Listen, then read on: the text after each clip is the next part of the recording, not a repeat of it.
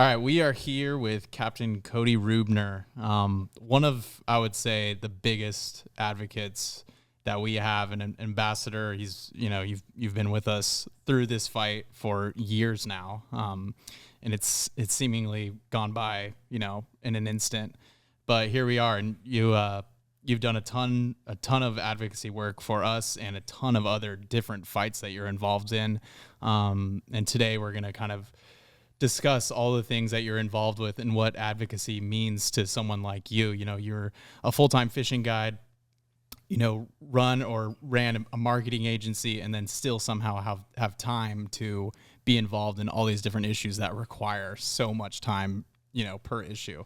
And for all your advocacy, you're just coming off this COSTA award that we give out once a year. Daniel, why don't you kind of go over what this COSTA award that we have at Captain's and kind of what it means?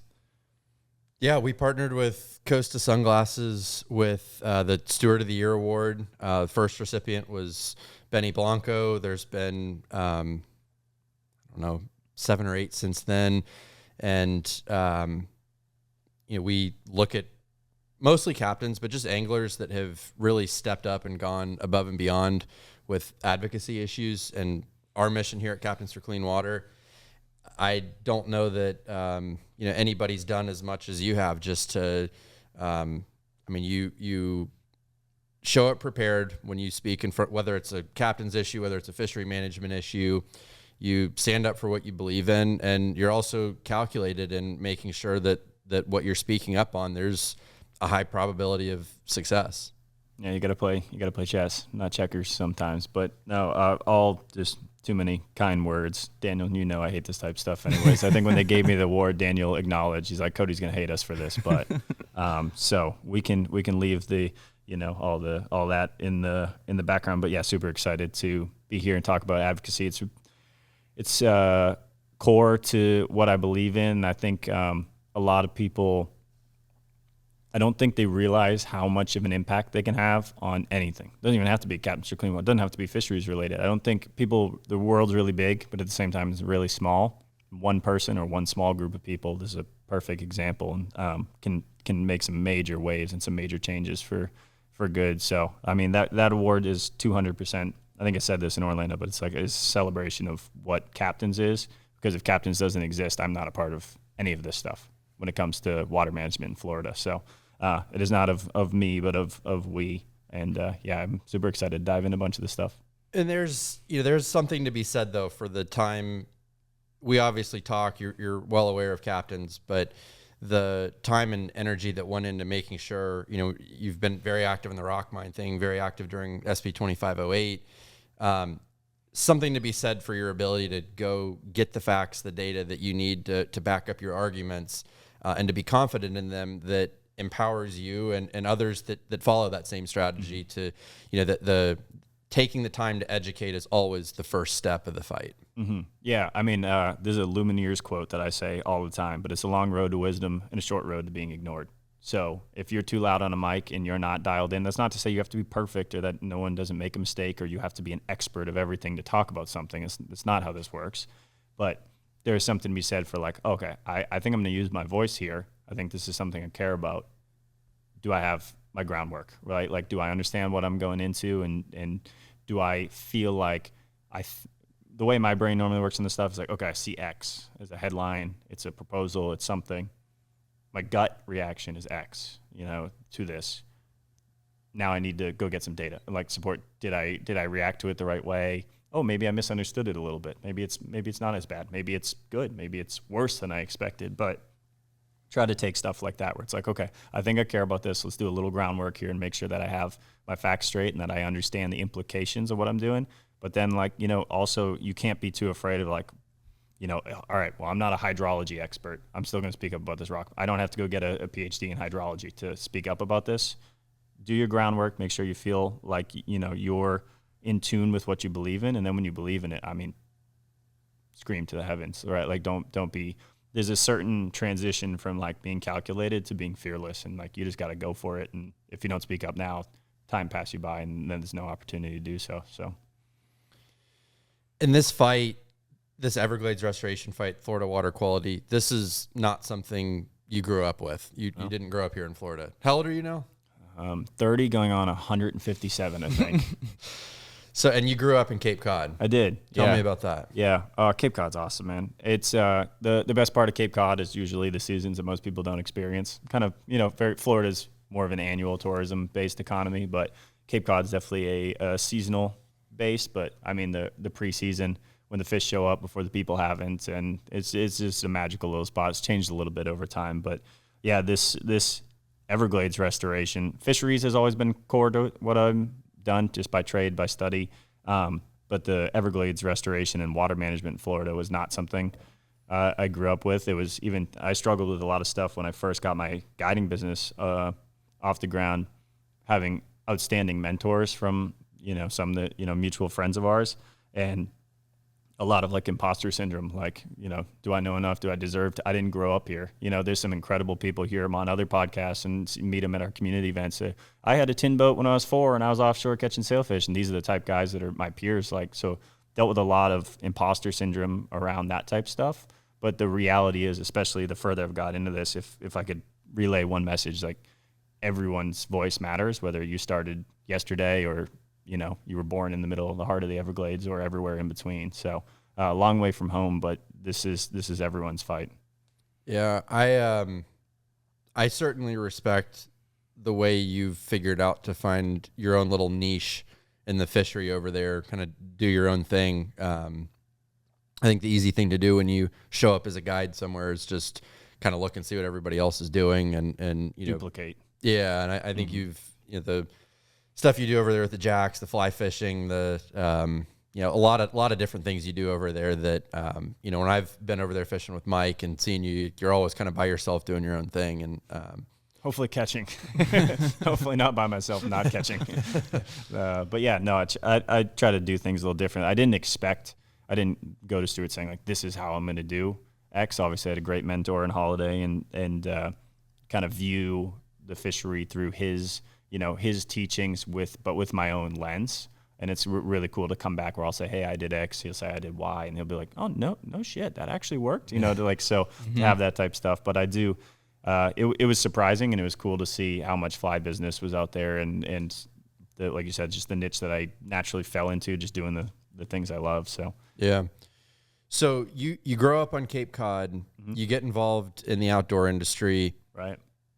You end up as a guide in Stuart. When were you first aware of the water issues that Florida had? I was thinking about that on the drive over here. I was trying to think like when was the very first instance that I found out about captains, and it might have been a little bit before this, but the first notable thing that at least is sticking in my head is I remember Benny went on, I believe, Tom Rowland's podcast. So this was probably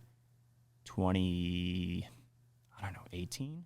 Maybe around there. That's one of those early, but like obviously industry little touch points and like, hey, this is whatever. But actually like I'm going to consume and like, oh, whoa, there's something going on here would have been, whatever that is now, 8 years ago, 7 years ago, whatever. Have you lived through one of the discharge events?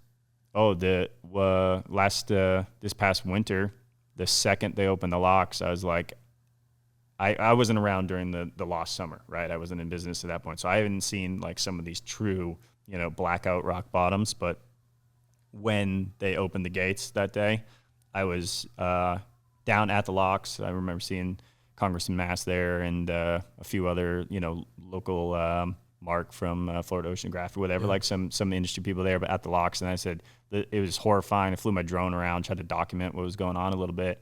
And then I went and put my boat in. And I ran up there, and I was actually just in Washington, D.C. when we were doing the Everglades. One of the conversations came down to the water quality itself, and I showed someone a photo of that day. I ran my boat up, and I filled the live well. And then I ran down the St. Lucie River to Gilbert's Coffee Bar, which is on the water, and I got like a mocha frappuccino or whatever, some coffee, and I scooped the live well, and I put them next to each other, and you can't tell the difference. Yeah, I remember seeing the picture of that. Yeah.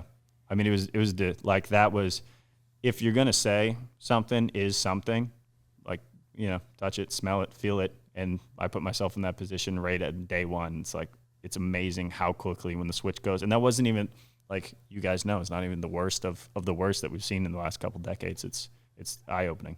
It's impressive the amount of energy that you've dedicated to the fight, just given the fact that you haven't suffered through a 2013, 2016, 2018. I was just talking to a scientist this morning, and actually the CEO of SECF over in Southwest Florida, James Evans, who we'll have on the podcast for sure at some point. But the red tide bloom we had here in 2018, there was a 840 square mile hypoxia, zero oxygen, that lasted for months.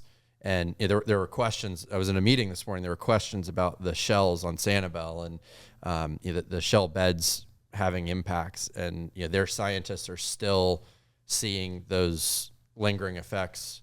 840 square miles of zero oxygen. I mean, it kills the microbiome of the substrate. It kills the mollusks, the shrimp, the crab. Everything dies in that. And I see that from the businesses over here. You talk to a business owner that had to bury a 26-foot dead whale shark behind their condo, their hotel. It's crazy. In 2018, I understand how they have the drive and motivation to stay engaged.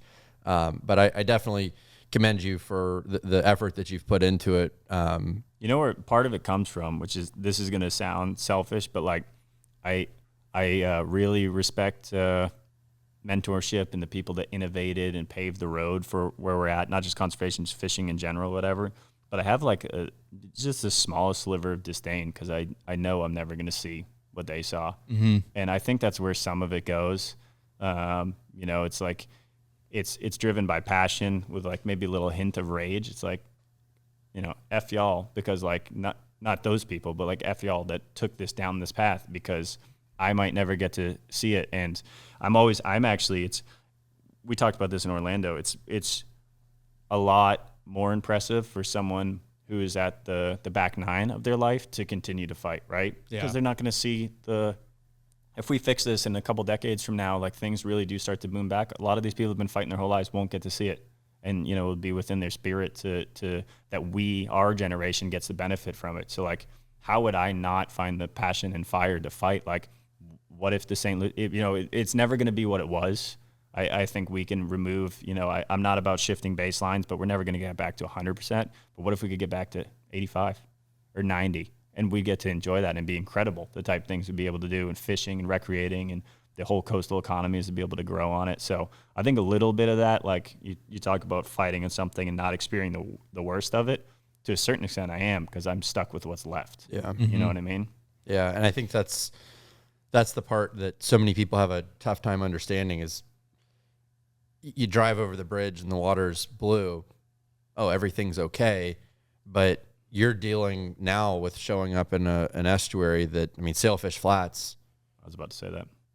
Yeah, for those that don't know, the big flat just inside the inlet there at Stuart used to be covered in seagrass. Now, 10 miles north, everything west of there is gone. It's all white. But you just touched on it perfectly. For someone who, let's say they don't fish at all, they're just down in Stuart visiting family for a week, and they rent a boat and go out and they anchor up at the flats for the sandbar to have a drink and enjoy the sun. All well and good. Like that's the point of life and freedom. They think it's beautiful because let's say the water quality is pretty good that day. Incoming tide or something too. Yeah, and it just looks like a sandals resort. It's all white, and what they don't know, it's not supposed to be white. It's supposed to be green. You're supposed to be getting little cuts on your feet because the crabs and shrimp and the grass that's down there. It's not supposed to, look like a Bahamas ad, with some jingling music in the background. So it's that is just a core of it. And from a guide perspective, it takes away options, right? Because in the winter, we get our weather out of the Northeast. It's rough outside. A lot of us using bay boats. We're all trapped in the river.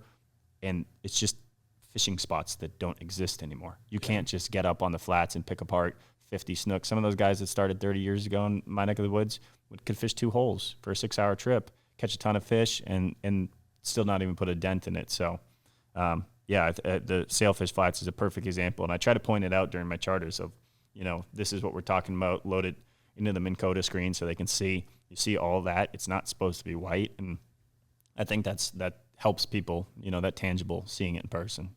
Yeah, I think, your comments about the changing baselines, Noah, you've just gone over and fished with Mike Holiday a handful of days. You've experienced that. I grew up as a kid going to River Palm Cottage's Rufus Wakeman far before I knew who Rufus was. And the frustration was being able to fish off the dock because the seagrass was so high. I mean, you only could fish on a high tide.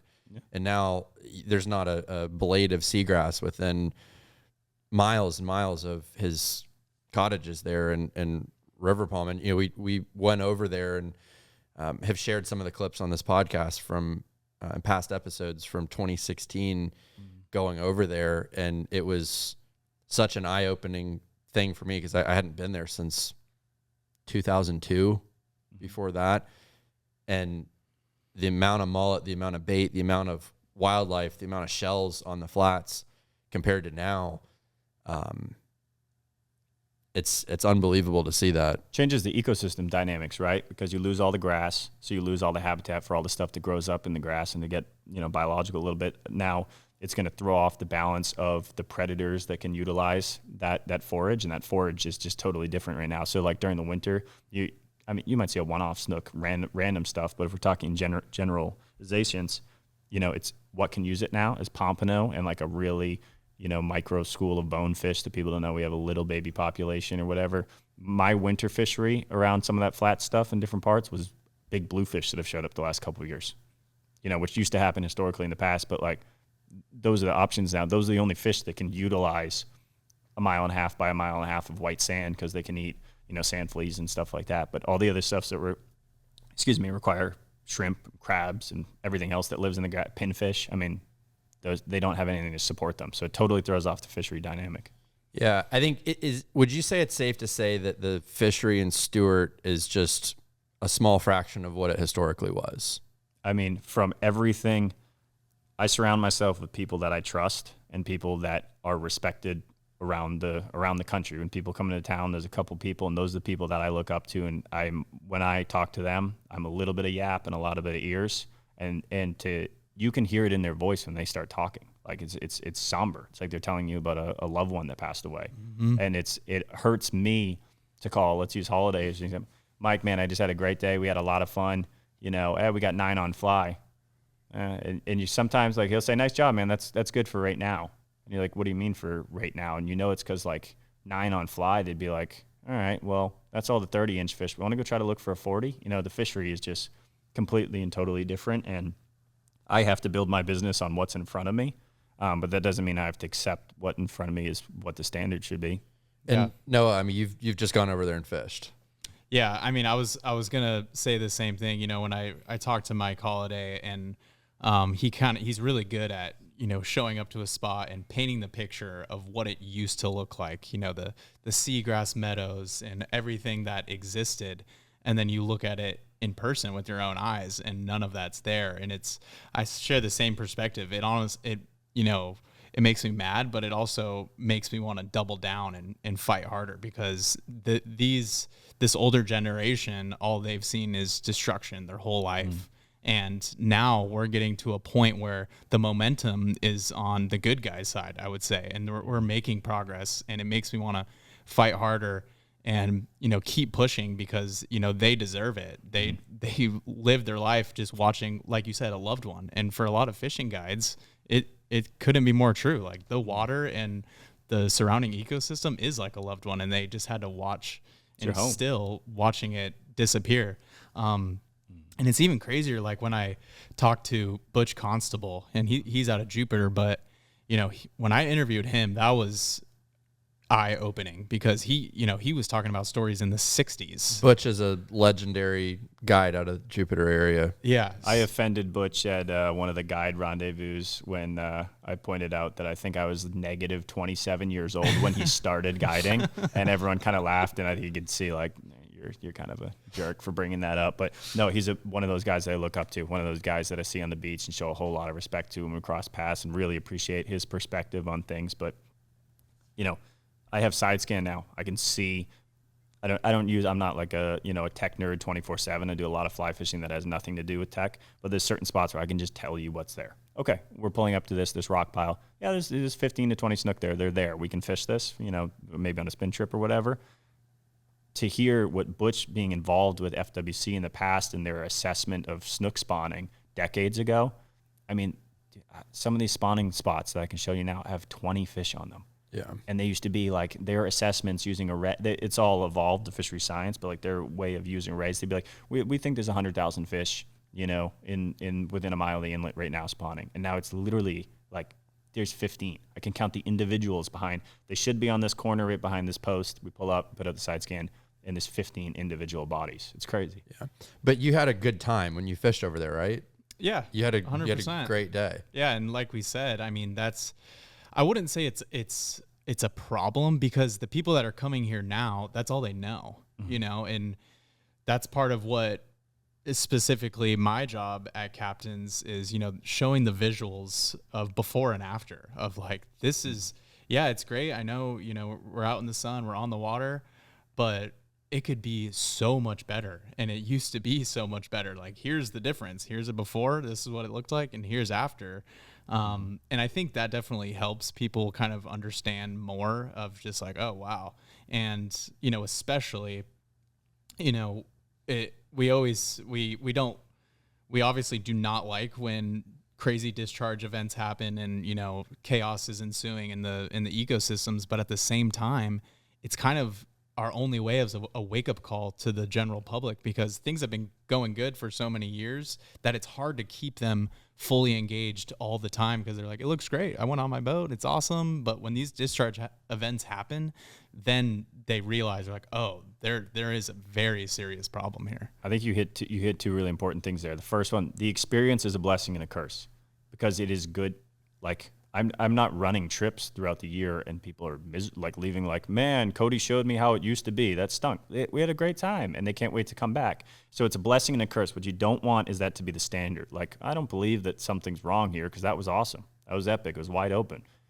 But at the same time, if you can make them fall in love with it, it's all about the sales, like the sales pitch. Wasn't that incredible? Oh my God, I had a great time. Can I get the same days next year? Can you imagine if it was actually 3, 4, 5, 6, 7 times better than this? Yeah. And then you get their investment that way. A decade ago, the overall view of conservation, health of the estuaries, I felt was very binary. You had people that were complaining and just Debbie Downers, everything's horrible, it's going to be horrible. And then you had people on the absolute opposite end of the spectrum that were, everything's fine, there's nothing to be complaining about. Mm-hmm. And there was nobody in the middle. And that is what my ultimate frustration is. Why is it so hard? Why was it so hard to be in that middle ground and to be able to appreciate the hell out of what we have left, and to know that you can take people out in many of these impaired fisheries in Florida any given day of the year and have an incredible day of fishing, make memories that will last the rest of everyone's lives, and also to be able to fight for what we have left and to be able to increase what we have left and to leave that behind for future generations. Mm-hmm. I think at the end of the day, if you want to look at conservation on a multi-decade or even generational horizon, why was it so hard to pull people into that middle zone and have that view? And I think, you know, for your own, everyone's own mental health, like that's where you want to be. Like, that's the ideal. You don't want to be stuck in the Debbie Downer, and you also don't want to be a, you know, head in the sand idiot saying we don't have a problem here. Clearly we have a problem. I mean, 840 square miles of hypoxic Gulf of Mexico after a red tide event that was supercharged by Lake Okeechobee discharges, dead wildlife all over our beaches. Clearly a huge problem. The science says the discharges made it a lot worse. Mm-hmm. We know we've got a problem, but you have to stay optimistic, and you know, the advocacy side of what we do at Captains for Clean Water. I mean, that's my ultimate hope and dream, is that everybody, you know, the people that wanted to say, hey, there's not a problem, will be part of the solution. The people that were just the Debbie Downers will also realize that, hey, there is a light at the end of the tunnel if you step up and engage. Yeah, that's a great point. I think my brain right away is firing like the from the right side of that spectrum that she just built, the people that like everything's fine. It's one of two things. It's either perspective is not bringing them in the middle. They just can't see a picture bigger than what they see in front of them. That's maybe their own challenge. or accountability, right? Like, oh, am I a part of this? Have I been, so I think those are the two things that keep people from coming to the middle on that side. And on the other side, grit and courage. I mean, like, man, I know it's wrong, but like, I'm not going to be the one to speak up to it, or man, there are some people in water fight, fisheries fight, man, I fought for a little bit and we didn't get anywhere. And I'm just not doing that anymore. Like, maybe, you sack up and fight a couple more years, right? Like, so I think that's the separating factor between the two. And that's the Captains for Clean Water ethos, right? Is like accountability, right? And courage, bringing you towards the middle, grit and determination, bringing you to the middle, and also just perspective. You guys can see the bigger picture and you're painting it for people, and you guys are giving people a path to get to that middle. I think it's that perspective or that spectrum that you built applies to advocacy everywhere. But like, just a little bit of courage and a little bit of perspective, run with the ball. And also a relentless determination to enjoy what's left of it and not get sucked into this dark place where and I've seen a lot of advocates end up there. So every time you talk to them, like, you just never want to talk to them again because there's, it's a dude, I struggle with it a ton. I'm not going to tangent this podcast off into like a mental health thing, but like this being in this space is a dark space because when you talk about the politics of fish and water, you're driven by your heart, you're driven by love, and you're driven by, I know what's right. The right answer is right here on the whiteboard, and there's so many things that can get in the way, and you lose more than you win.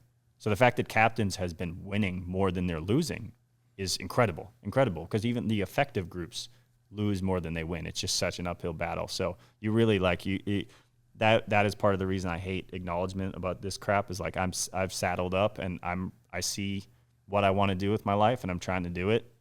And it's super, super helpful to recognize people that take a little bit of courage and, we see them. Hey, I'm a fishing guide. I'm really not great at public speaking. I don't really know what to say on the mic. Like, I yap a lot. It's not impressive when I go up and yap some more. But like those people that had the courage to be like, listen, man, I got a high school degree. I'm a manual labor guy. I'm a good dude, and this is how I do my thing. And I don't know how to speak on this microphone, but I'm still here to try. That is significantly more courageous. Totally. And those are the people that we really need, Yeah.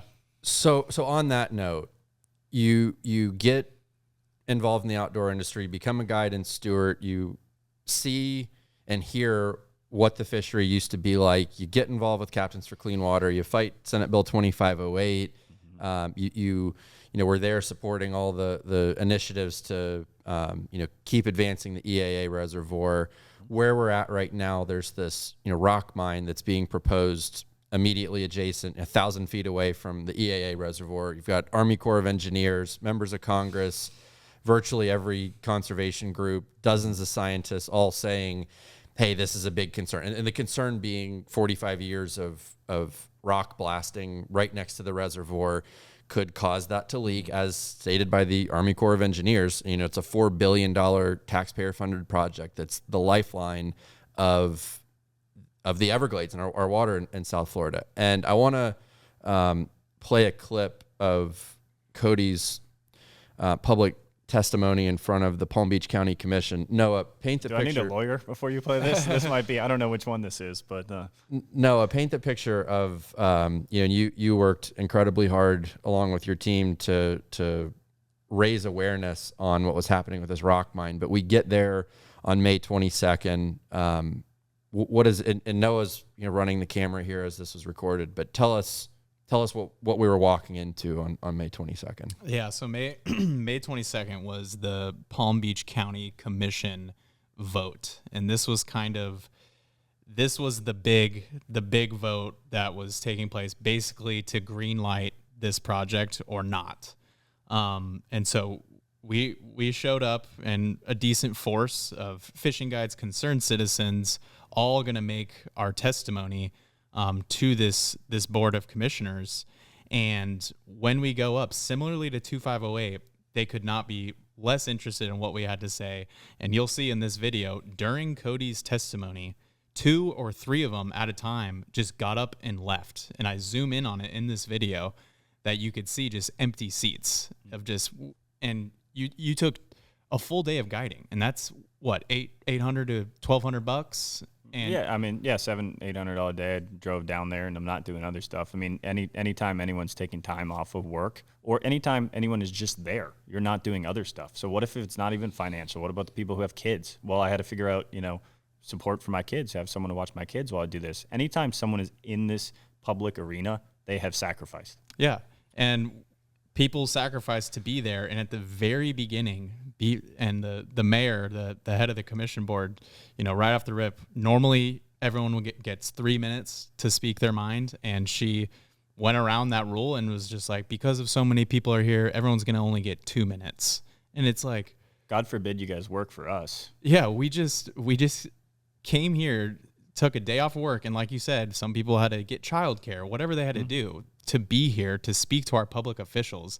And not only are they showing no interest of what we had to say, you could tell they already had their minds made up as well, especially at the very beginning when they say who they had to talk to before. And then just for them to be, you only get 2 minutes to speak and wrap it up at that. Disrespectful. I will say there was the good Pop-Tart flavors in the little convenience thing right behind them in the other room. So like, I don't, it was tempting. I don't blame them, but no. And I have I don't know if you can play anything, but I have a comment about that too, which maybe we can bounce back to it. But like, just because maybe you feel like, man, I took the day off, they weren't even really paying attention, whatever. These comments matter sometimes more in just the moment of the long term. So I don't know. We can touch on that after. Here we go. May 22nd, Cody Rubner gets called up to the podium at the Palm Beach County Board of Commissioners as they're about to vote on approving the Southland Rock Mine. Captain Cody Rubner out of Stuart, Florida, here today to urge you to vote against or delay the approval of this rock mine. When it comes to Everglades restoration, that is literally the largest and most ambitious environmental recovery effort in history. SERP, which was authorized in 2000, is a blueprint for righting the wrongs of the past, but it's a long-term investment, decades of science, billions of taxpayer dollars, and a rare example of bipartisan commitments. The area being considered for and adjacent to this mine is integral to Everglades restoration. We owe it to the taxpayers around the state to practice risk-averse decision-making. That means following proper procedure as has been discussed with a project this massive and approval from all worthy parties. We are potentially gambling with invaluable resources so important to our entire state. And there are two sides to this coin. The way I look at it, if my side's wrong, private industry, their profits are just delayed by a couple of years. But if the other side is wrong, you guys are gambling with the fate of the entire state and our ecotourism-driven economy. How this vote plays out today is a public record of which option you guys are willing to gamble with. Just to be clear, that slide had identification circled, and the word maybe in the sentence or two below or before that really caught my eye was may be approved. And it doesn't mean that just because there's a single email that says it could be identified as potentially beneficial that it should be approved. It may, and that decision is on you guys.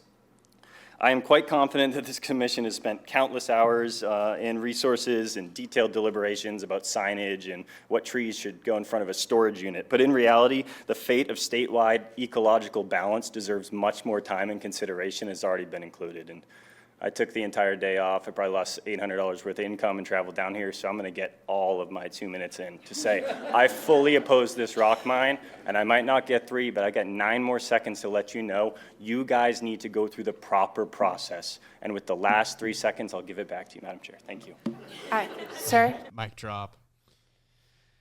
And that was, I love that you brought up the storage unit because they did spend quite a bit of time deliberating on, what type of trees needed to be planted in front of a couple unit. 1,000 square foot piece of grass in front of a storage unit. And there were some very strong feelings on, what types of trees they needed to be. And, also Noah, give you a tremendous amount of credit because this is the way, the proverbial sausage is made in government. This is the way it's been happening for a very long time, but the camera that you use and the ability to, they think their words matter, but any communication expert will tell you, body language is anything with communication, and you can't hide bold-faced lies when there's a 400 millimeter lens, zoomed in on people that are just kicking back in their chair, rolling their eyes, and in some cases worse with 2508 and even at this day. Well, sunlight's the best disinfectant, right? So these people are used to operating in the shadows. These decisions happened 30 years ago with 2 people in there, and some of the people are probably still in there fighting. But they're like, does anyone hear me? And they're like, lady, wrap it up, get out of here. We want to go home, right? So it's so insulting to all the people that waited till the last talking point here, which was this. They acknowledged early, like, this is going to be a big one. That's why you're all here. We're going to save it to the end. So to spend 15 minutes, we're all starving, no one's eating, in the middle of the day, everyone's got, lives to go back to. And, are you sure it's going to be a 32-foot tall oak? Like, what are we doing here? You know, it's slap in the face. Yeah.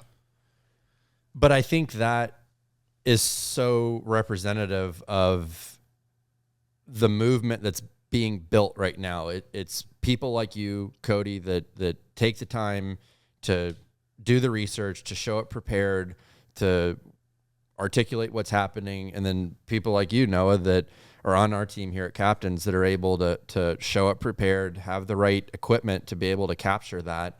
And I mean, just from that day alone, I think we've had, over 8 million views on the videos. It's crazy. That came out of that. And that, nice work. If it wasn't for, Cody, you showing up and having that together, and the other guides and business owners that did the same, and with your team here at Captains being able to disseminate that out to the masses, this is the 21st century advocacy model in action.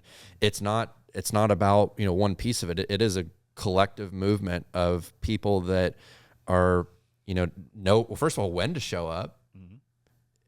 To show up prepared and to speak, and then to take that, and you've got people are living busy lives. They've got families. They've got all kinds of different stressors that are impacting them. They've got just the chaos of everyday life in 2025.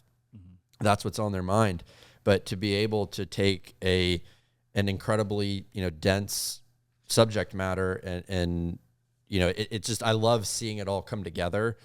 And to send it out in the wild, and people knew. I mean, we had people commenting on our YouTube channel that were international. Like I was reading, people in other countries that were communicating. Body language is you wouldn't even have to know the English language to look at that and be like, wow, that person is absolutely lying. And look at all these passionate people that are coming up pleading their case. Yeah, and I think one thing that Cody touched on earlier, because I was trying to think, because this issue and a lot of issues, they can be draining. I think twofold. The 21st advocacy model of cell phones, everything is in front of our faces, which is a good thing because these people can't operate in the shadows as much as they used to. But at the same time, because of this instant gratification with very, very long-term issues like an Everglades restoration, they want it to be done like right away. So maybe they're willing to, show up to something or take an action here or there. But then, 6 months later, they're like, I kind of did my part, how is this still going on? And that's one thing, as far as a solution, but I think everything, as far as myself, and you touched on it earlier, is when these people fall in love with what they're trying to protect, that goes a long way. And I've always been a believer in, passion drives excellence.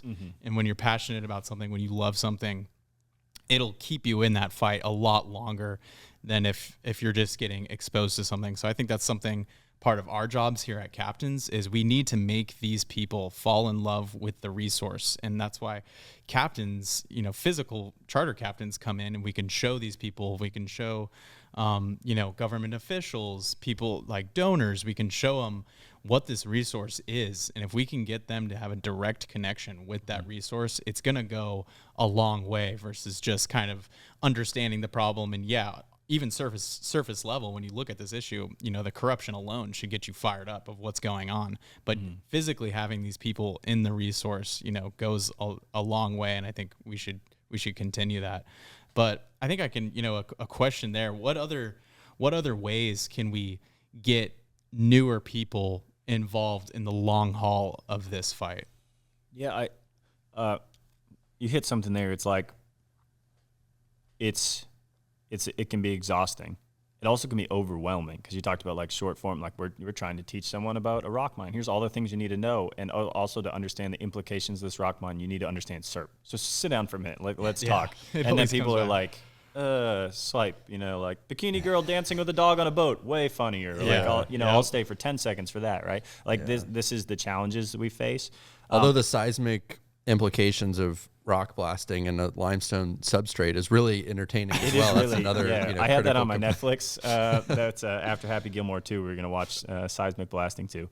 No, but it's also overwhelming. Right? It can be draining because let's say I open it up. Captain tells me about X that's going on. Worthy cause. ASGA tells me about X. Worthy cause. I keep strolling. Oh, and this is going on in Alaska. And this this fight to protect bonefish in the Keys. Oh, and this Epstein list, it's all mixed in, and then you're going like, who went to Epstein's Island, and also all of our fisheries around the world are dying forever. So it can be like really overwhelming. I think that's how people end up over on that left side of the spectrum we were talking about there. But recognizing if you can build a community, people can carry the torch. I'm not like a superhero. I haven't been there. You guys have done a lot of stuff that I haven't been. I was fishing. I was working on other stuff. I don't, like I was with my family, whatever. But was someone else there? Like the day that Cody wasn't there was Noah there. So he'd say, okay, hold on, I have something to say. Because when you build a community, you're super powerful, and making people recognize like it's okay that, like it bothers me personally. It's just the way I'm wired. But like if I can't be at something, like it really upsets me. But for some people, they shouldn't feel like, man, I missed that rock mine thing. Well, maybe Chris and Daniel will be really disappointed if I show up to the next one. They'll be like, where were you at the last one? That's not how it is. It's like, I'm free this Friday, actually. I was supposed to be working. My trip canceled. Like, maybe I should go. Recognizing that it's like one community moving and it's not one person saving, I think that's really important. So then everyone has really good skills. You know what I mean? Like, someone can be the scientist in the room. Someone can be, the speaker in the room. Someone's the rally guy. Someone's the spirit, everyone plays a different role. And I think making people recognize they don't have to be everything to participate is really important. Mm-hmm. But just be the gal or guy that has a role in it. Yeah, just something. Something's better than nothing.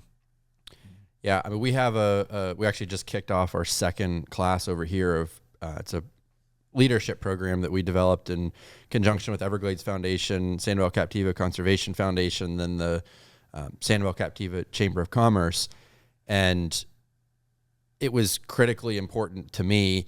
We only have 8 days to spend with these people, and one of them is a graduation day. So really, 7. It was critically important to me that one of them is just a day fishing, just get them out on the water.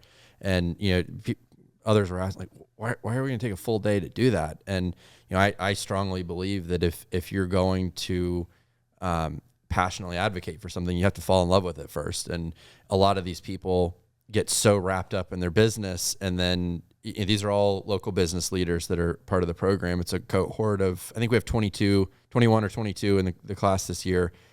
They get so wrapped up in the business side of things. You put them out there I still to this day have people from a year ago, the first class that we did. You remember that redfish I caught? I think about that all the time, and that's exactly it. And I think that's, again, you back to that theory earlier, like you can really love something and fight really hard to protect it. And also, I think find a incredible amount of satisfaction of life, being able to say, hey, yeah, this is really hard. And yeah, we're trying to move mountains here, but the alternative is lying to yourself and saying there's no problem, or just getting stuck in this is not fixable and there's nothing I can do about it. That's a reality. And I hope that, captains and organizations like ASGA continue to serve as, beacons of light that pull people into that realization. And I think once you're there, I have little time. I've got 2 little boys at the house, 26 people at Captain's now that you got to, line everybody up towards the highest amount of impact. I don't have a whole lot of time to fish now, but like every time I do, you go down to the Everglades and spend a day down there and, catch a bunch of tarpon and see some crocodiles. And it's like the recharge you get from that. Like I get back to the office after a couple of days with no cell service, and it's just like, watch out, the bulldozers coming out. We're we are charging ahead. And, you know, where I used to have, I felt like a constant need on my days off. I would, even if it was horrendous weather, I would always be on the water because it's like you're just missing something. And now, I mean, it's like the recharge that I get from 3 days of fishing. I mean, that lasts me months. It's like all this meetings that boring meetings you have to sit through, the briefings from, you know, legal, all the different components of advocacy, don't even get me started on the chaos that happens in my house every evening with 2 little boys, a 2 and a 4-year-old, like just the messes that ensue there every single day. But yeah, I firmly believe that, you know, if we want to get more people involved, like we've got to continue to be that beacon that pulls them towards loving and protecting, not falling off either side of that. Yeah, I'm at that breaking point right now. I'm about to literally 48. You text you like, hey, you want to come over? I'm like, you got 48 hours. I'm going to Alaska for like 11 days with literally a rental car, some gear, camera, and a dream. You know, like I've reached. It's been a few too many years of a lot going on, personal life and all the advocacy stuff. It's like, dude, I just need to feel fresh necessary. air and like, you know, get that back. So it's good to recognize that both personally if you do the advocacy stuff, but also recognize like, oh, if this works for me, it definitely works for other people. And then you brought up a good point, which is like that passion and connection is what drives the advocacy, drives the perspective and understanding the value of why you're doing it. And from advocacy perspective, we all know like politicians, there's very, very few at city, state, federal, whatever. Like the people who make the decisions that we have to advocate to, they don't have these connections. Mm-hmm. They look at it as a staffer in their office brought them a sheet and it says, these are some numbers, these are some whatever. Sir, I think if you voted this, people would think this about it. And if you voted that, they'd think that about it. And they go, okay. They don't care about like the health of the Everglades or what the sailfish flats for. So anytime you can bridge that connection and that gap and show the passion, that's what the public comment does. You don't live this. You sit behind a desk and make decisions 24/7.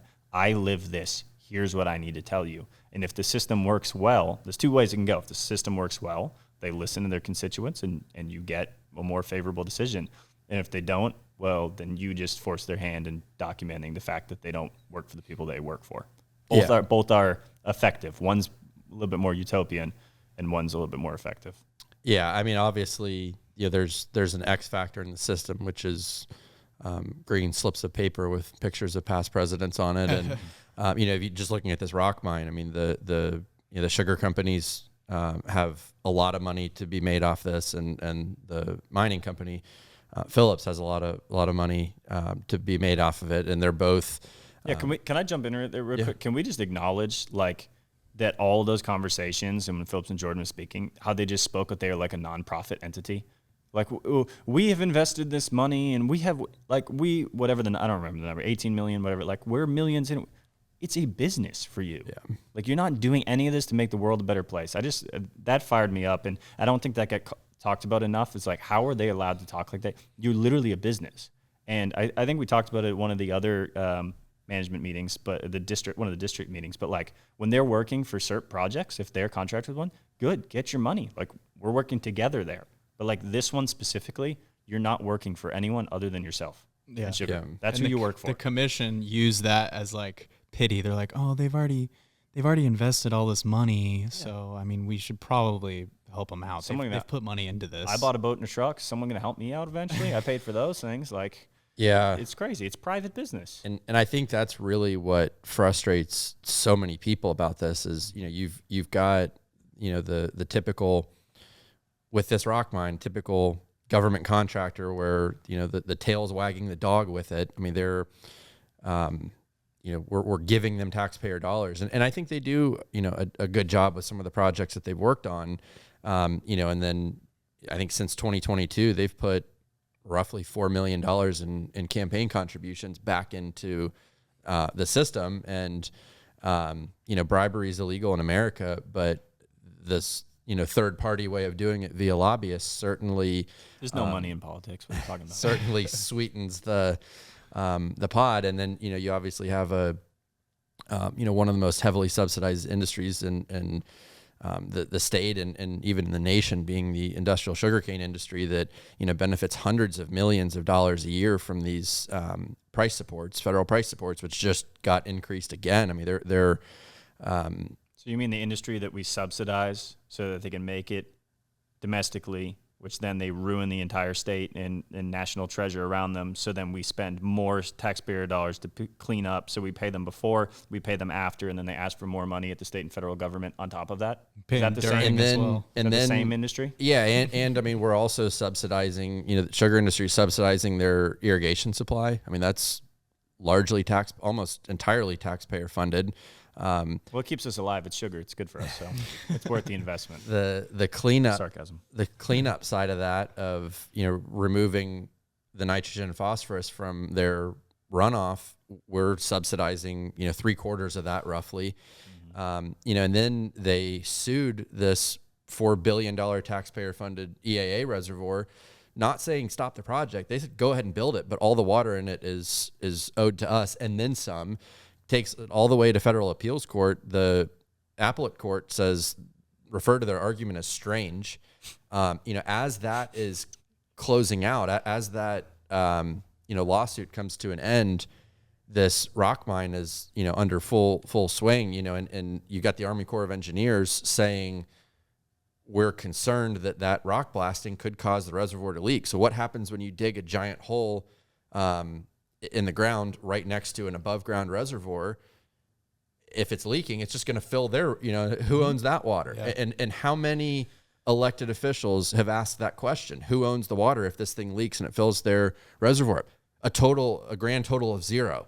Nobody wants to ask that question. I think that is really what, points to the systemic corruption with this. Is there has not been one tough question asked to any of the interests that are threatening the EAA reservoir with this. The lifeline, there's been such broad opposition to it. And well, don't ask questions you don't want answers to. Exactly. Right? Yeah. Even when you ask them, they just deflect to whatever other part of the process. They're like, oh, we're just doing our part here. Like that's for the district to handle or something like that. It's a lot of accountability. That as well. Yeah. Accountability scares them. You touched on, I want to bring this up. The time series of these decisions really upsets me. We talked about like the passion and fire, but it's driven by, if you can take a step back and look at it, fisheries, water quality. If this gets through, this could negatively affect the last 70 years of work and the next 70. So these knuckleheads standing in front of you who are going to get a Pop-Tart while I'm talking, they could vote on a decision that wastes billions of dollars from the last 6 to 7 decades and affects our great grandkids in the future.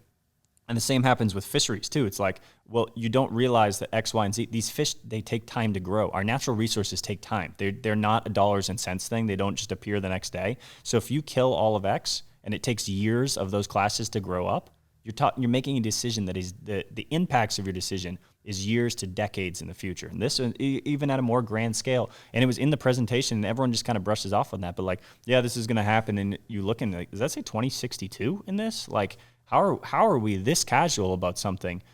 Go back whenever COVID was. Go the year before that, right? Go a decade ago and tell people what was going to happen in the following decade. And if we were talking to ourselves in the past, it'd be like, you guys are crazy. There's no way all that stuff is going to go down. How can you tell me, no, this is going to be fine 50 years from now? Yeah. It's I don't know. It's infuriating to me. Yeah.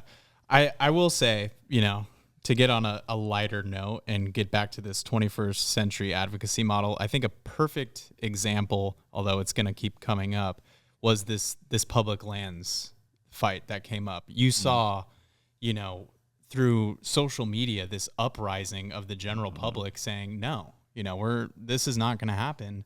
And it was like a shoe-in thing. Like public lands were about to not be public lands anymore. And the people said no, because of this 21st century advocacy model of the general public being aware and educated and taking a stand and using their voice. And with social media, and you talk about community, we're able to foster this giant community of people that do care. And like you also said, these people are super busy. So it's our jobs to make it easy, give them the education they need, and to use their voice. And good things do happen. It is possible. We saw it ourselves with 2508.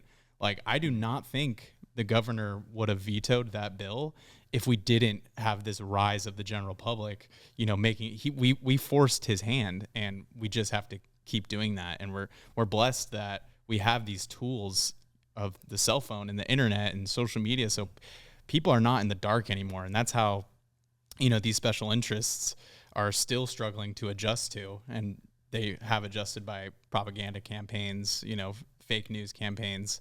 But before, they were able to just, whatever they said was the news, and people had no means of discovering the truth. And now we have that ability, which makes me optimistic, going into the future.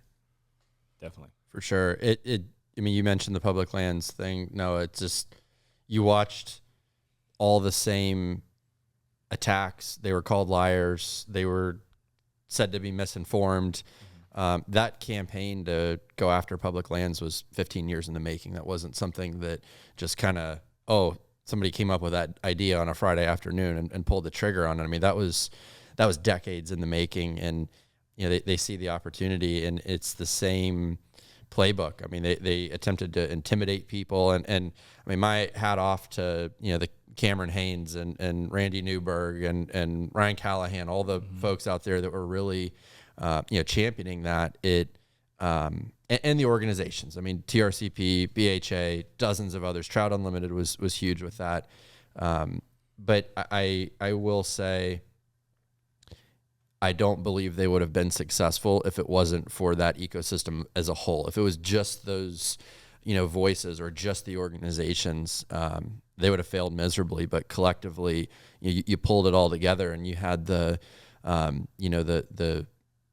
just the people that like to go camp. You had the hippies. You had the hunters, the anglers. It was all walks of life coming together with a very simple statement, which is just not 1 acre. Yeah, that's where the power is. It's with everyone. We always joke in fisheries, like, you want to get something done in fisheries, you need the bird and the turtle people on your side. They're relentless, man. Middle-aged lady who likes to go birding, you do not. I walk up to a stand, she's behind me, I'll be like, I passed my 2 minutes. You got to deal with her, But the reality is it really is everyone. It's not like fishing guides are going to save the world for fish. That's not what this is. But it does take people that are core to it to create that spark, and then all the people around. Hey, Daniel's got the courage to do this. I mean, I don't really like fishing, but I like surfing, and yeah, I think I'm gonna join in on this one. Yeah, exactly. And it's, as much as special interests try to divide us, because that's how they know they can win, is if all these constituent groups, if they're all fighting with each other instead of against us, then we will come out on top. And that's the biggest thing. And they've tried to do it forever, with lake versus the coast. Yeah, right? The lake versus the coast. And at one point it was East Coast versus West Coast. They want those infighting battles. Was that Tupac and Biggie? Sorry. But we've proven if everybody's rowing in the same direction, and water, public lands, fishing, like, these are bipartisan things, and everyone wants this to be around for future generations. And the more people come together and are all fighting in the same direction with one unified voice, the more success we've seen. Easier said than done, because obviously even different organizations, they have different angles of which they approach things. But overall, when that message is the same throughout every constituent group, that's when you're really going to see the needle move. Because recognizing that they're not different people. They want you to feel like you're different people. The bass fishermen on Lake O and the saltwater fishermen in Stuart, I grew up loving bass fishing. I fished in FLW, traveled around in the collegiate series. I spent like a half decade of my short experience on this earth just obsessed 24/7 with only bass fishing and everything related to bass fishing. And some of the guys that you see involved in the conversation have different perspectives were people that I look up to and watch on TV in the past, right? Like, no, we are the same people. So we're in different places, and I actually really care about the health of the lake. I would love to fish Lake O more. Like, that's one of the most iconic bass fishing destinations in the country, and bass fishing is massive. And a lot of people don't even talk about bass fishing. It's like one of the core sparks for conservation in general. When the OGs from Bassmaster were like, hey, we're going to stop killing these things. They're actually more valuable if we take good care of them and put them in. So we are so much closer together than we are further apart. And like you said, politicians benefit, where it's like, yeah, we'll split you guys up. And if we can get it as close to 50-50 and then I go whichever way makes me the most money, well, then at least 50% will like me, and that's good enough for me to get back. You know what I mean?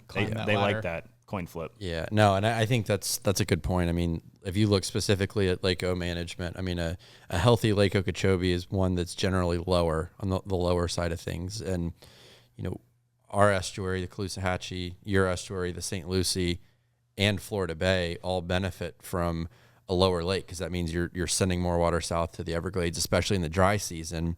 And that is, I mean, it just happened this year.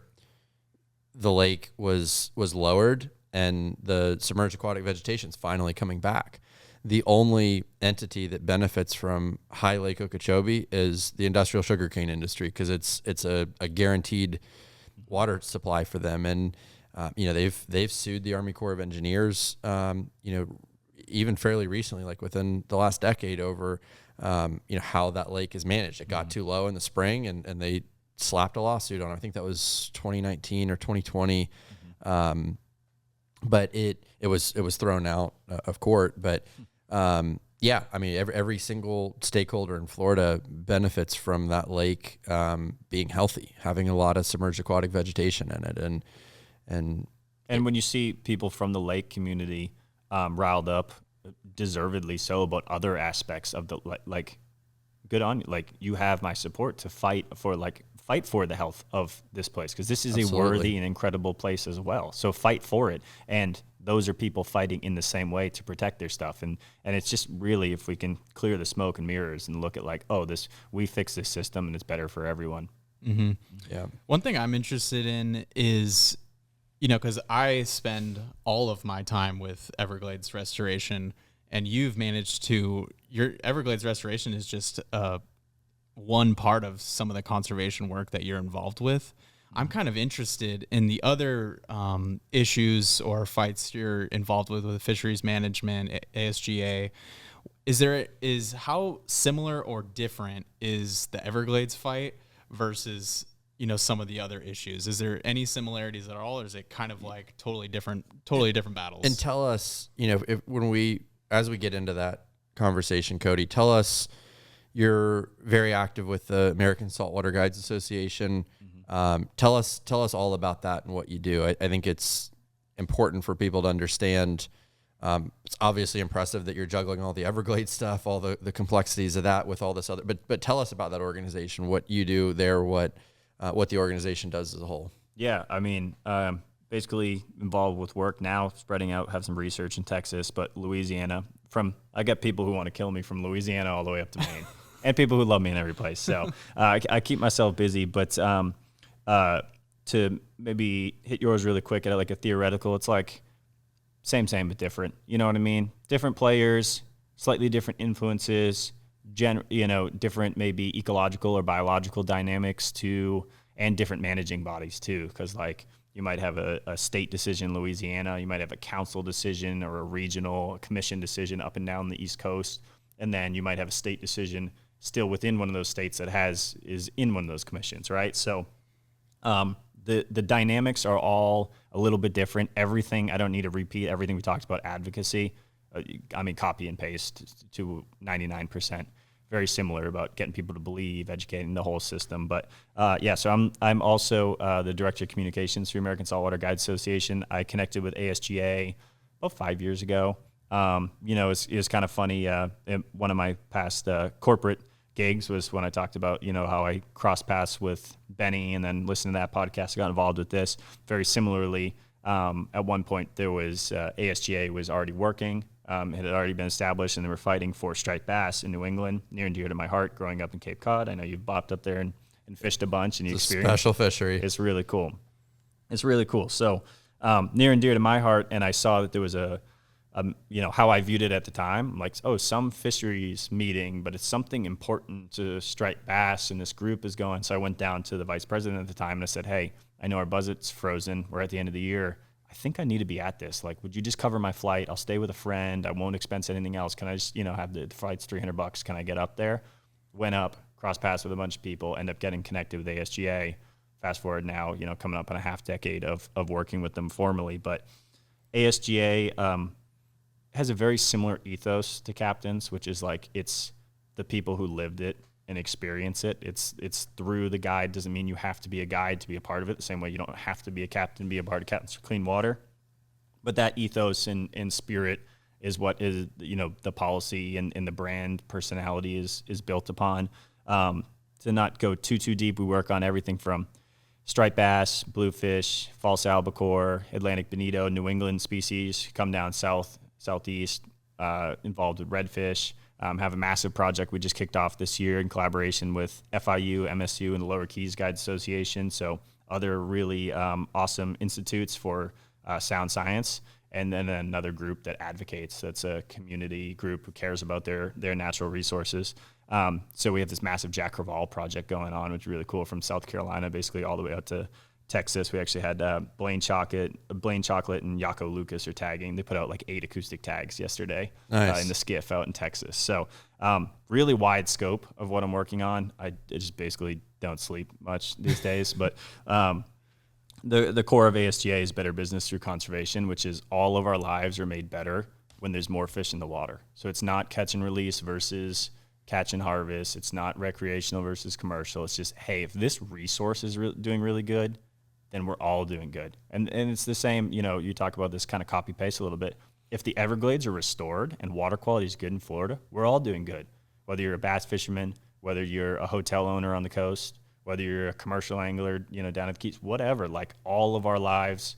And even as we've seen with some of the financial stuff coming out about the Everglades this year, like trillions of dollars. I mean, massive, massive, massive. So all of our lives are made better with more fish in the water. All of our lives are made better when the water's cleaner. It's kind of the core of it. So involved with a lot of research, and then try to do the same thing, empower people. Like we get calls, and I know you guys get the same thing too. It's like, oh my God, we're dealing with X. Like, we need help. Please, we have a water issue in this place. And, Lord knows, pick a state. But try to empower people to have the resources to have impact at the fisheries policy level. And when I'm saying fisheries policy, right, like the bodies who make decisions about how the fish are managed. And that could be everything from slots to seasons to, all the science to the goals, how many fish should be in the water, what should we accept. So really, really complex stuff, but at the same time, very rewarding, very tangible for the impacts, and very similar in that there's maybe even some stuff I can't say on the podcast, but like, there's stuff at play. There's a whole drama. It's its own play. Yeah. It's got its own stage and its own curtain. Yeah. Ronald Reagan said that status quo was Latin for the mess that we're in. And I think anytime you challenge the status quo, even if most could agree it's a mess, people don't like change, even when they're doing something that's incredibly bad for them, incredibly bad for the broader society and what we love and enjoy. There's something about that mess that we're in that humanity appreciates and just will resist change, no matter how clear the facts and data is on something. It's tough when you have to try to, like, I don't like, one of the things about advocacy, like I don't like to play this white knight where I'm the holier than thou and I understand the world and I will save the world. It's not like that.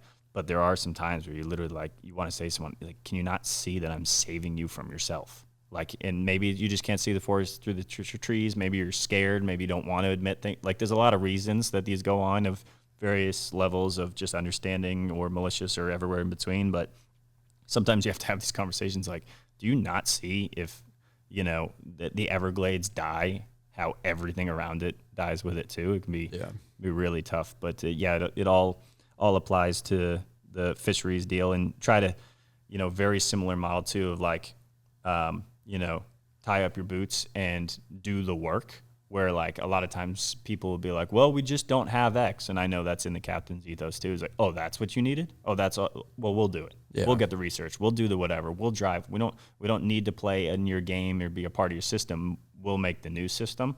And that's kind of our mentality with ASGA for the betterment of all of our major inshore resources. Yeah, that's very important work. I mean, we've clearly got a need for better fisheries management over here. I mean, the guides in Southwest Florida have been incredibly frustrated with you have, especially our snook population. I mean, you have they do not migrate. They, go up the watershed and out the watershed. They don't move a whole lot north to south and get into different watersheds. And when you have a species that's existed here much longer than we've been established here, they figured out red tide. They figured out the cold snaps. They figured out how to survive all that stuff, and their populations remained resilient. I mean, you go down to the beach, Fort Myers Beach, Sanibel, and go in some of the old restaurants and see stringers full of snook that were as long as your leg. And, I couldn't imagine how horrendous the tackle was that they had in, the black and white film camera days from, some of the pictures look 100 years old. Yeah. But, incredibly robust populations. But you introduce this man-made water quality crisis where the Caloosahatchee River, which we're about a mile from as we sit here now, I mean, that river was critical for the snook population and the bait populations. All of that has been just nuked by the red tide, and you have so many guides that are showing up. Pete Squibb, a good friend of mine that's been heavily involved in fisheries management. I mean, the guy has literally, what does he have? No, I mean, every single fishing trip for 10 years, 12 years down here. His Excel sheet is insane. Crazy. Thousands He of logs pages. every catch. Every ladyfish makes it in there. Every jack, every snook.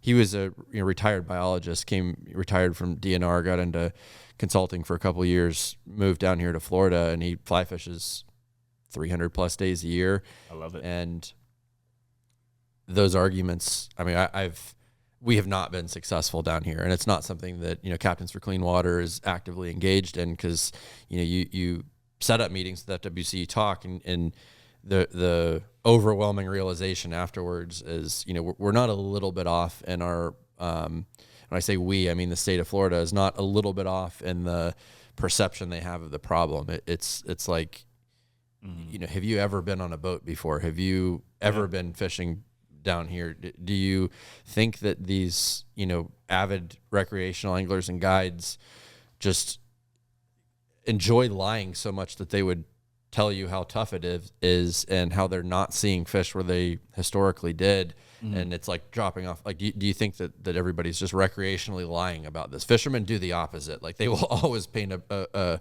better picture of their, exactly. It's like, what are you missing here? And but this, if you look at this data, like, I don't need a chart to tell me that fishery's not what it used to be. And this. Look at snook in my neck of the woods and talk to Butch and Mike. Don't talk to me. Talk to Butch. Talk to people who have fished there 40 to 70 years.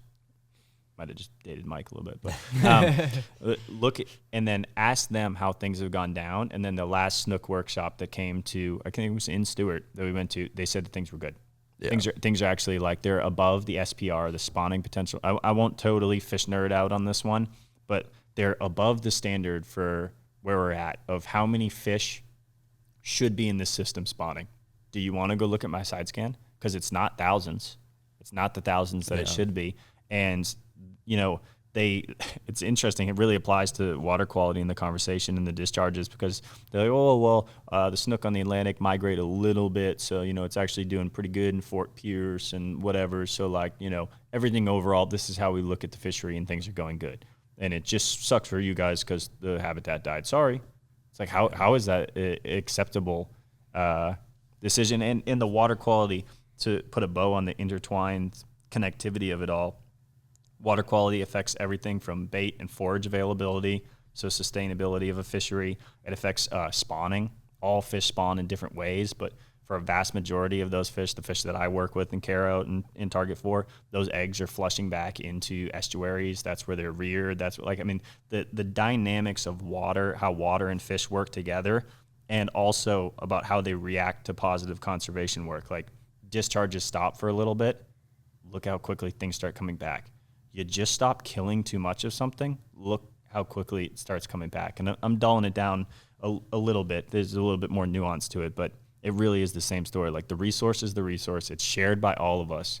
And if we prioritize the resource, if the fish are better, if the water is better, everyone else around that relies on that is better. It really is like, do you want a race to the top or a race to the bottom? How many trips can I get in before the Everglades, discharges completely kill the St. Lucie and you can't guide there anymore? Or how much good can I do for this so that becomes one of the iconic guiding spots, and there's space for 100 more guides to come work next to me, which I don't really want, but 100 more guides, 10 years from now, because the resource is so good. Like which do we want to be fighting towards, Yeah, that's and I just love how it kind of all comes together. I mean, I think the average Joe that just kind of looks at conservation as a whole, they often express frustration. Oh, why isn't Captains for Clean Water doing this? Why aren't you doing that? And if you really parse this out, the role that Captains plays in Everglades restoration is just one small spoke on the wheel, a very important spoke. But when you have the Everglades Law Center, the Everglades Foundation, regional groups like Florida Oceanographic, SCCF here on the West Coast, and dozens and dozens of others, NPCA, Audubon, all these groups that put their piece in, it collectively makes this movement. That's just the Everglades restoration, the discharge issue. You've got these multiple other layers, the fishery side of things. It's, we're not on coordination calls with ASGA or anything like that, but I certainly appreciate knowing that, and would encourage, listeners, is ASGA a 501c3? Mm-hmm. So you can donate checks, large checks with tax write-off to them. Usually starting with the billions is where we kind of start. But it's great. And I would encourage, if you're somebody that likes the fishing side of things, and you appreciate the red fishing in Louisiana or the fisheries here in Florida, the striper fishery all in the Northeast. Can I shout out the Louisiana thing real quick? Yeah. I mean, good example. Redfish regulations had not been changed in Louisiana in almost 40 years. Yeah. I think it was maybe 35 or 36, right? Group of anglers who were sick and tired of it that we got connected with. They're like, dude, we need some help down here. We end up building the community together, empowering the guides, getting them some more resources, making the right connections, all the stuff that how the sausage is made. Yeah. And we didn't get completely everything that we were fighting for, but a vast majority of it. 35 years, yeah, right? Yeah. They were changed when I was -5, right? And now you've got a bunch of guys of varying ages, from guides our age to, guys in their 50s and 60s, spoke up. The system, everyone always says, like, you look at the dock shots in Louisiana and that Louisiana would never change. And they're actually pretty progressive and open to stuff when you actually are willing to speak up. So that's just a perfect example of, like, you don't realize how you're only 24 people away from changing something for a positive way. Yeah. No, I used to go to Louisiana every year for many years in a row, and I could see the decline happening there. And I also witnessed, being there in Cypress Cove Marina, like, you come back with like a triple tail or like 2 redfish for, all the guys that are staying in the one cabin, for like enough for dinner that night. On one occasion, I watched somebody, was a guide there, wheel a dock cart full of redfish, and cuts the sides off about half of them, and the client says, I think that's enough meat. And I said, okay. They went and dumped fully intact redfish right back into the marina there, and they did not swim away, just to be clear. They were ice cold. But you see that, and just I could see how when you're out there off Southwest Pass, and there's hundreds of acres of redfish out there that all in the pogie schools, I could see how you would think it's limitless. But my perspective of going out year after year, it was noticeably not as productive the last couple of times I went out there compared to the first couple of times. And at that point, like, our knowledge base was zero. Like, we showed up at Venice one day. We were in Homa Cocodrie a couple of years, and showed up in Venice. Well, yeah, we're going to give this a shot. And like, the very first day out there, you catch like 60 something redfish that are all, 20 plus pounds. And, to watch that degrade and to talk to others at the dock, it's same experience. It feels good knowing, ASGA was not around when, at least that I was aware of, when during my days of going to Louisiana. But it is really cool knowing, and I recently fell in love with a bass fishery up there, the striped bass fishery on Cape Cod, which, I'll just say is very special. I honestly had one of the most memorable days on the water in my life there with Captain John Landry, a good friend of mine that spends his summers in Alaska and the rest of his time here in Southwest Florida. One of the best guides down here, and we just happened to be on Cape same week and went out one day, and I look at the pictures from that trip several times a month, and I smile every time. Like it is, we made it in, got lobster rolls after, and he got off on the ferry to Nantucket, and I like that. I'll forever remember that day of fishing out there, and it's nice to know, because the whole time I'm up there, people are talking about, hey, yeah,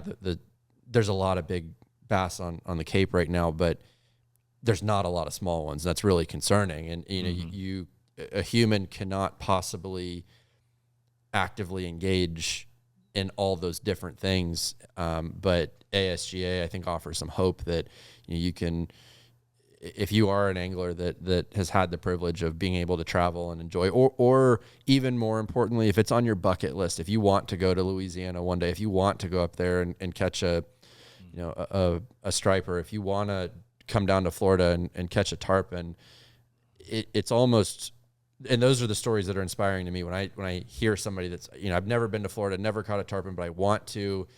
I'm so pissed off about this rock mine, and those are the stories I think that are inspiring. But I love, that this kind of next generation of conservation organizations is starting to fill this void and to pull people away from there's not a problem, or the problems are so bad that there's not a damn thing you can do about it. Like we're pulling people to this hard place to be, but most rewarding place to be, which is knowing that collectively we can make a difference, and you can really love things and really appreciate things, and feel good at the end of the day about using the resource and investing in it. And ASGA, I can't say enough good things about the work that you're doing. Yes, but I think the future and the potential of what that can and hopefully will become with support from the communities. Yeah, I think you hit on that.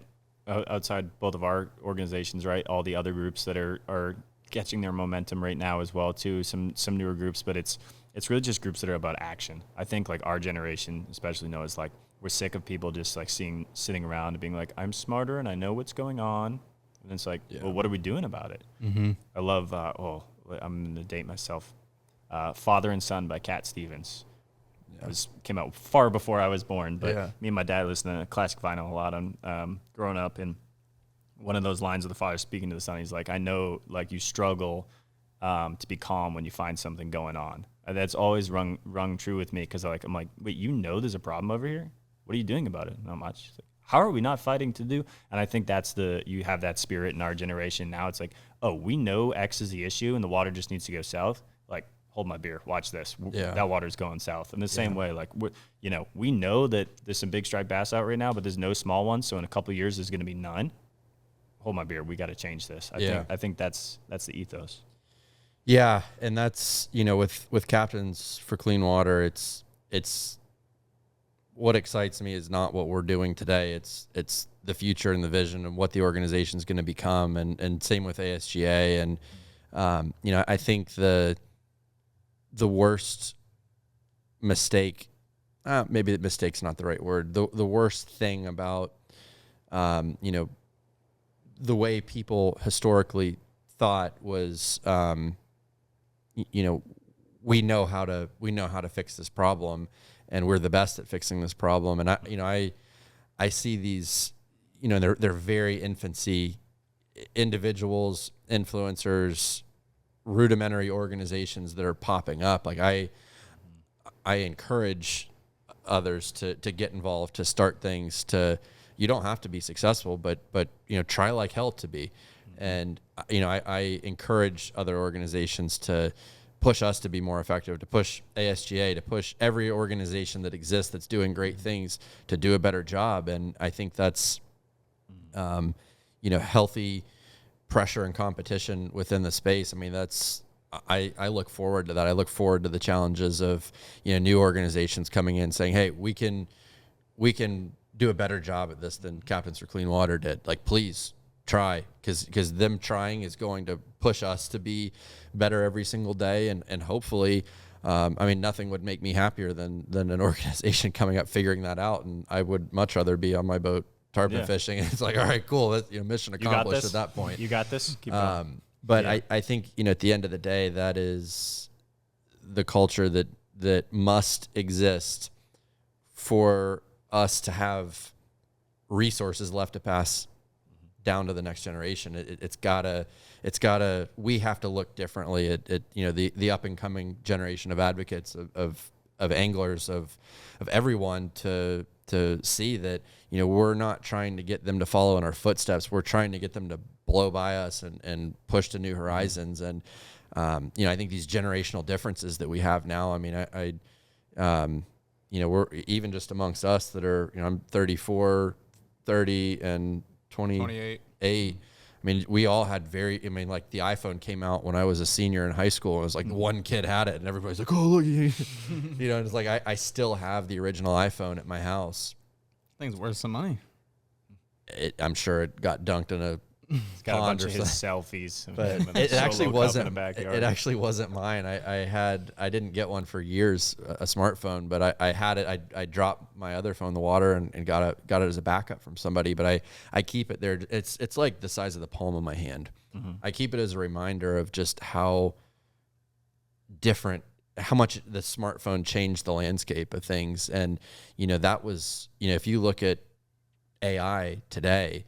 I was about to bring that up. The next generation, they're going to have to be a lot more adaptive, a lot quicker thinking. And, just as you look at how some of the older generations have struggled to adapt technology, that's going to be us. And we, like I said, we don't need this next generation to just be sitting there following in the footsteps of the organizations today. They if they're going to have anything left, they're going to have to really just far surpass what we've been able to do, tolerate less, demand more, be successful, because it's a sad state of affairs if that doesn't happen. I'm very proud of the progress of Captains for Clean Water, proud of the progress of ASGA and so many other organizations that came before us that are here now. But at the end of the day, not enough is happening quick enough to ensure that these resources are protected across many fronts, whether you're looking at it from water quality, fisheries, or just all other aspects Public of society. Lands, anything. Yeah. There's you just hit to like I like how you said that pushing the envelope forward, recognizing that the positive result is the end goal for everyone. Because who's to say 10 years from now you're not like, screw this, man, I'm going back to guiding, the world saved, whatever. Like, things could change paths, like what will be Captains in 10 years? That's what you guys are trying to work towards. But like, you can't see the future, and things change and they get different paths, whatever. So recognizing that it's really important for everyone to be pushing the envelope forward. And if you guys felt like you lost your way 3 years from now, you'd appreciate if someone's like, dude, you guys need to get back to who you were. You're doing this now. And those things are really, really helpful. And it applies well outside both of our organizations, but at scale, it's really important. The mission is the mission, and people really struggle to see that. I know you guys get a lot of, come save this watershed, come save the Chesapeake Bay now. Yeah. Like, that's a very worthy cause. And we would love to. You guys got to focus on Everglades restoration. And then once SERP is done, you got to protect what we build and maintain it for decades to come, right? Like, it's just, there's room for other people. And you talked about tech too. If you are nervous and you're sitting around, I'm going to use an example that is like front of mind right now. Man, I'm a striper guide or striper angler. I live in Connecticut. I've been watching all this go on, relatively aware of maybe some of the stuff ASGA talks about or whatever. You can download ChatGPT or any other AI service. You can open it up on your phone, the app. You can speak into it and say, hi, my name's Cody Rubner.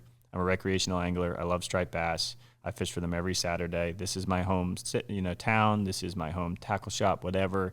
Can you give me an update on what's coming up for striped bass management I heard that there's a vote coming on. I'm not really sure what it is. I would like to try to build my own opinion. Can you give me the resources? Ask it just like that. You don't even have to type. You don't have to know how to spell. You can speak in your phone. It'll give you back, hey, did you know the thing that you heard about is from addendum 2 that's coming out. The vote's going to be in October. It sounds like this is the stuff that's most important to you. Would you like any more info on that? What the hell? Like, you just spoke in your phone for 10 seconds and add like everything. You just had your own personal association, your conservation group, give you the resources to help you out. And now obviously AI is pulling from stuff on the website. So they're going to pull from, we heard this, Captains of Clean Water. We heard this from the news, whatever. But anyone who say like, man, like I don't know what to do to get involved. Holy crap, the phone in your pocket. Like, you have endless resources. And to think the next generation is going to know nothing different than that is crazy, scary. There's a little bit of optimism in there, but to us, like, that blows our mind. I mean, especially like, I remember Yahoo when that was the search engine, and it was really bad. And Ask Jeeves. Yeah, and it would, like, you'd see the wheels, it'd take you, a minute to get a horrendous, list of not even close, it's like there might be one good thing on it. Then, Google, and it just advances to the point of printing out MapQuest. You'd print out the Yes. directions, Yeah. and then your mom would be yelling at you like, step 14, what's Yeah. step 14? And Yeah. like you said, right, instead of 7-year-old left. on your way to basketball Yeah. practice. But Missed it it all. is, I think our inability to wrap our own minds around what the future of AI is, we should just know that next generation, I mean, I'm sure they're going to have their quirks. I'm sure they're going to, but it's not their fault. Like, it's just, that's the world that we collectively have set up for them. And to have that foundational understanding of the way the world works, with being able to turn a complex thought into whatever you're looking to turn it into at a moment's notice. I will say you use AI and just kind of ask it, hey, weigh out the conservation organization side and the sugar industry side of water quality in Florida. It doesn't really hold back. Like, it gives you a pretty, honest take on that. And, when you see that, it certainly is like, man, you got a robot that's saying something that, hundreds and hundreds of politicians in suits were terrified to say for so long, and afraid to not understand, or afraid to understand and accept those facts or theories based off of collections of facts and data. And I think there's generationally, with that much access to information, even as horrendously terrified of AI as I and many others are, I think, the interesting thing about like the Gen Z now is they don't buy anything that their parents are telling them, and older generations that, it's like and Gen Alpha, my kids will be the same, probably more extreme. It's like that access to a consensus truth being at your fingertips for a lot of complex issues. My hope is that the misinformation war and the propaganda that's existed on so many of these different issues, or just the hesitance to do anything other than the status quo because it feels good and we don't like change as a species, apparently. I do think there is hope there. Yeah, and the power, as that changes, the power will also, it'll be like twofold, but being human will be the most so in the end, you being a business owner, a guide, a whatever, you can bring a human experience to a public comment, to whatever. I mean, that is still where the anchor is. I'm not saying just go on ChatGPT and ask for a public comment and then go read it. You need to have, real world implications, and there's a lot of stuff that those services don't miss. But it was just perfect to the way you brought it up, within the bounds of like all the resources are out there. So if anyone has listened this far and didn't hear me after like 2 seconds and then just turned this shit off, I wouldn't blame them. But anyone who's listened this far, man, I mean, don't be afraid. If you're not already involved, and also double down. I mean, we've used some, different things to review some of the stuff we're up to with ASGA. And one of the things that came back is like you guys are on the right path, do more. It's like, so, if you're already involved, challenge the fact that like maybe you're not involved enough. What could I do more? And it's not a dollars and cents thing. Maybe it's not a time thing either. Maybe I just need to be more efficient, or maybe it's just my new thing is the recruiter now. I can't do anymore. I'm tapped out, but I'm gonna find 10 people who can. Like we can all do a little bit more. Yeah, For sure. I love that. Well, it's been a great conversation. I think as we sat down here in the table and I think played that clip and just that view. I mean, Noah, before you showed up to the advocacy scene, that zoomed in view was not something that the general public ever saw. I mean, you had the little Logitech webcam from the back of the room was like that's people's view on government decision making, and you've elevated that to an entirely different level, and it's made tremendous change. Cody, you represent the human side of showing up, telling the impact, telling the story. I will say I think Noah's set the industry standard for this. For sure. I think you're seeing groups trying to figure For sure. out like how the hell is it so impactful, and it's the transparency and that grassroots. Like I feel like I'm there if I wasn't there, and I actually got the experience too. Like we texted after I think maybe one of those meetings, but I was like, dude, remember this and this? Like, can you believe that they said that? Yeah. But that's not the reaction. It's like go find that. Like Yeah. people need to know that they said that. For sure. I think this is the new standard. And it is, and I think the two of you are incredible representations of that, and of our generations. Being able to use technology and combine it with genuine human passion. Both of you have made a tremendous impact in the Everglades fight. Cody, your advocacy extends beyond that. The intensity, the determination that you bring to the table, absolutely inspiring. Your name gets brought up frequently in our meetings. It's kind of like a "what would Cody do" situation. That's horrifying. That's not legal advice. Whatever that is. It's not legal advice. It is. It's inspiring to all of us here at Captain's. That's what that kind of energy is what keeps me. I mean, we're almost 10 years into this fight now. February 2026 is 10 years That's awesome. And just the revitalization of passion, energy, determination. You reach a point where you can only get that through seeing others invest heavily in the fight, and I absolutely admire everything that you're doing and hope you keep it up. I know you will. Any closing thoughts? Noah, Cody? I think you nailed it. I don't know, man. I yap too much. You probably should cut me off eventually. No, I mean, just if you listen this far, I think a lot of people who listen this far probably some version of already involved. But if you listen this far and you're not involved, now's the time to do so. There's no better time than now. And it's this advocacy work, genuine advocacy work, is some of the most rewarding experiences you'll have. And it's because you're doing stuff for something that's greater than yourself. You know what I mean? Yep. We could all figure out a way to go find a new hole that's got some more snook in it and keep it quiet and catch more fish than everyone else. But that's so micro. But, man, what if I left more snook behind in my area for everyone through my work or water quality or whatever it may be? Yeah. Yeah. So zero cost ways people can support ASGA. Follow them on social media, newsletter.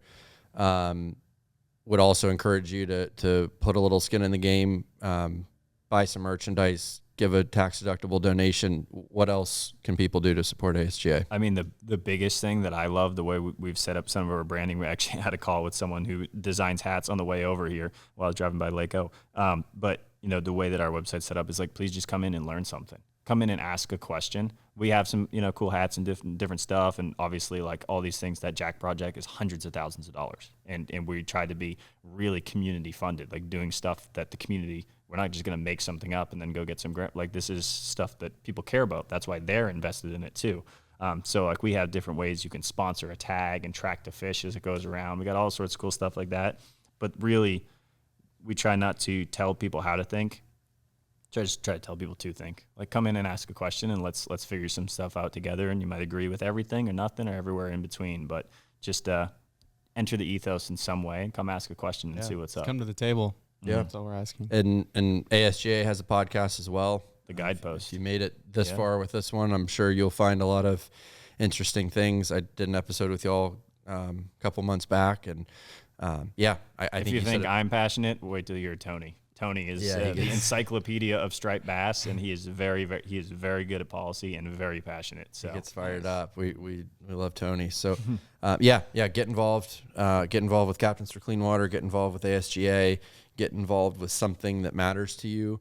Because if you don't, what is the purpose of living here on this planet? There's a lot of things that need people, a lot of problems that need people to solve, and people made most of those problems. So the time's ticking. Don't waste your time doom scrolling on social media.